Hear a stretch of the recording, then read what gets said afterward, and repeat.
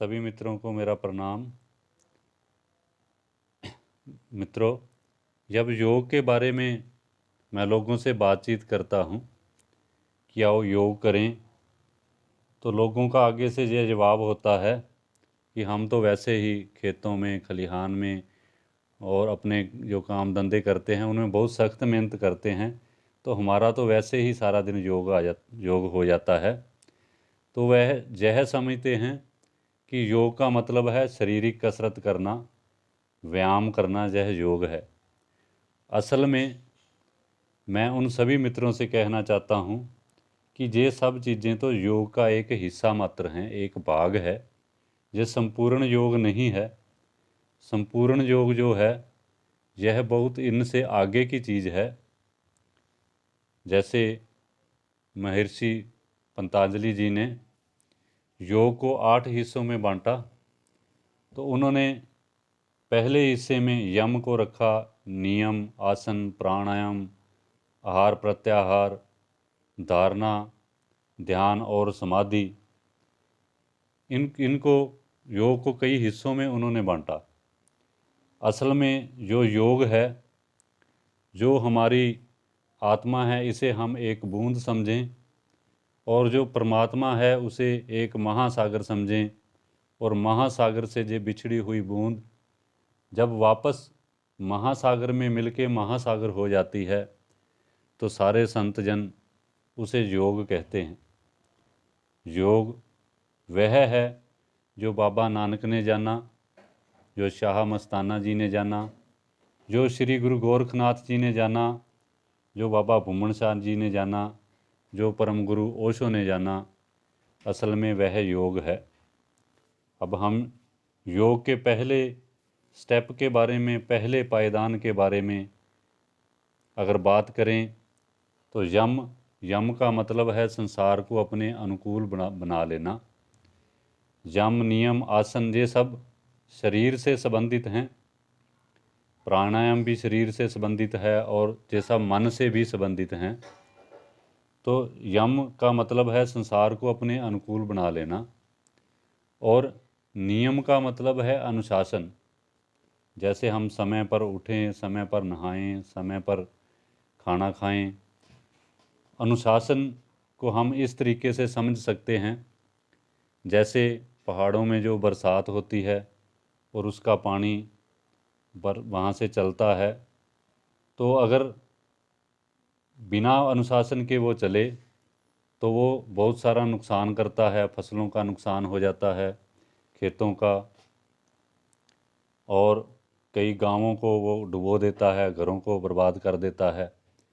और वही पानी को अगर अनुशासित ढंग से लाया जाए, बांध बनते हैं, बांध के द्वारा पानी इकट्ठा होता है, फिर नदियों में, नालों में दोनों तरफ बांध बनाकर उस पानी को लाया जाता है, तो वही पानी जो लाखों घरों को बर्बाद करता था, वही लाखों घरों को आबाद करता है, लाखों खेतों को सिंचित करता है और पीने के काम में भी आता है। तो जो जीवन है हमारा एक अनुशासित ढंग से चले। अनुशासन का मतलब दबाव में नहीं है।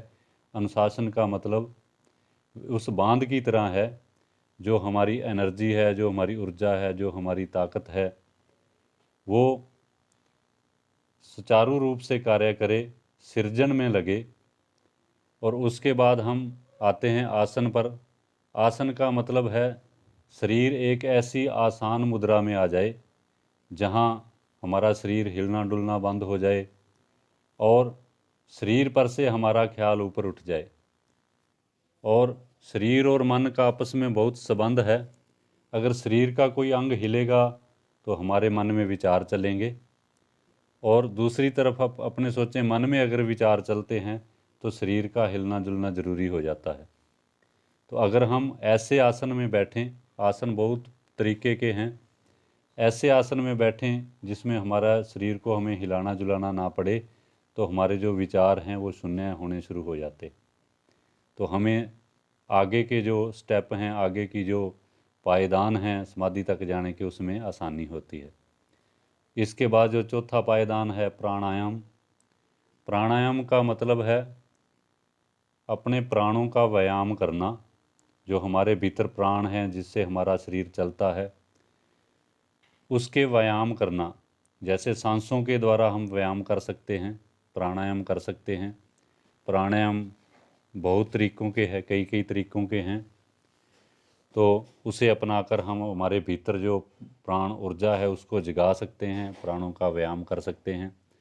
प्राणायाम से हमारा शरीर तो स्वस्थ होता ही है, मन भी हमारा विरल होता है, विचार मिटने शुरू हो जाते हैं और हमारा मन विचार शून्य होने की तरफ हम जाते हैं। तो इससे भी जो है आगे की जो सीढ़ी है समाधि तक जाने की, उसमें हम चढ़ने में हमें आसानी होती है। उसके बाद आते हैं हम प्रत्याहार पर।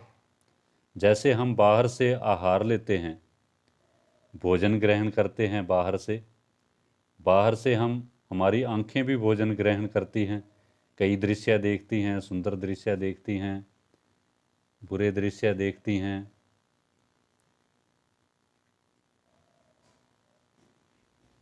और उसका हमारे शरीर और मन पर प्रभाव पड़ता है। तो जैसे हम बाहर से पांचों ज्ञान इंद्रियों के द्वारा ज्ञान लेते हैं, त्वचा से स्पर्श करते हैं, आँखों से देखते हैं, जीभा से स्वाद चखते हैं, कानों से सुनते हैं अच्छा और बुरा, तो वो भी हमारे मन और शरीर पर बहुत ज़्यादा प्रभाव डालता है। प्रत्याहार भी एक हिस्सा है योग का।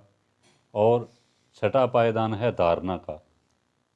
धारणा हमारे भीतर जो सोच है किसी के भी प्रति बनी हुई, चाहे खुद के प्रति और चाहे दूसरों के प्रति, उस गलत धारणाओं को हमने हमारे भीतर से निकालना और अच्छी धारणाएं हमारे भीतर हमें भरना, ये भी हमें समाधि की तरफ ले जाने में आसानी करती हैं, सहायक होती हैं।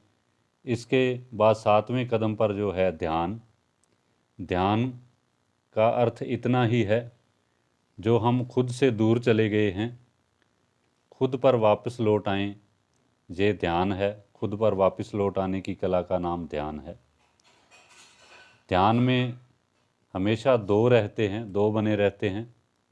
एक तो हम हैं जो ध्यान कर रहे हैं, और दूसरा जिस पर ध्यान किया जा रहा है।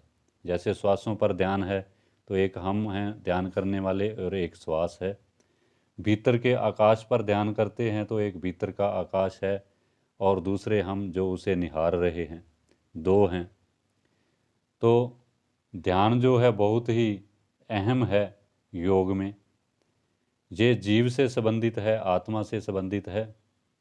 और आठवां और आखिरी पायदान जो ऋषि पतंजलि बताते हैं, समाधि, जहाँ दो चीज़ें ख़त्म हो जाती हैं, जहाँ ध्यान करने वाला भी मिट जाए और जिस पर ध्यान किया जा रहा है वो भी मिट जाए, शून्य फलित हो जाए, उसे हम समाधि कहते हैं।